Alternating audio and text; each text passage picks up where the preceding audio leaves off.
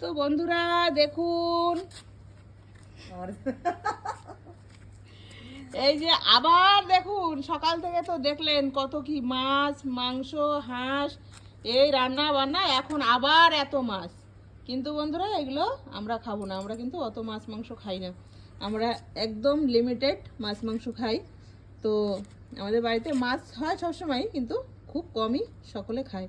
এগুলো রেস্টুরেন্টের জন্য এনেছে ছেলে। দেখুন কত কালারফুল মাছ। এগুলো কিন্তু নামটা শুনতে একটু কেমন লাগে, কলকাতায় এগুলো কিন্তু ভোলা মাছ বলে, আমাদের এখানে কিন্তু এটাকে গোবরা মাছ বলে। আর এই মাছটা যেমনই খেতে টেস্ট, এমন একদমই সফট নরম থাকে এই মাছগুলো। আর এগুলো হচ্ছে চান্দা কুকারি। আর এই মাছটা মানে একই মাছ, লালটা আর কালোটা, এগুলো অনেক রকমের হয়, মানে ডিজাইন।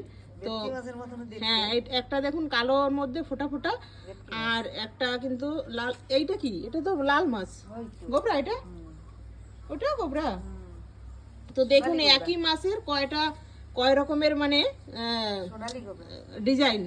হ্যাঁ, তো দেখুন এইটা একরকম দেখতে, এটা হচ্ছে ফোটা ফোটা। আবার এইটার গায়ের মধ্যে দেখুন একটু একটু এরকম ঝিরি মতো করা, সোনালি সোনালি।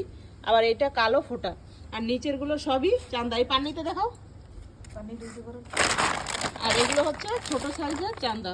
তো এগুলো সব হচ্ছে আপনার গ্রিল করার জন্য, গ্রিল ফিশ বানানোর জন্য। এইগুলো এই এক গোটা গোটা হবে, এগুলো গোটা যায়। এই যে এগুলো দেখুন প্রায় 1.5 কিলো 2 কিলো সাইজ একটা, কিন্তু এগুলো কিন্তু গ্রিল বানানো হয়।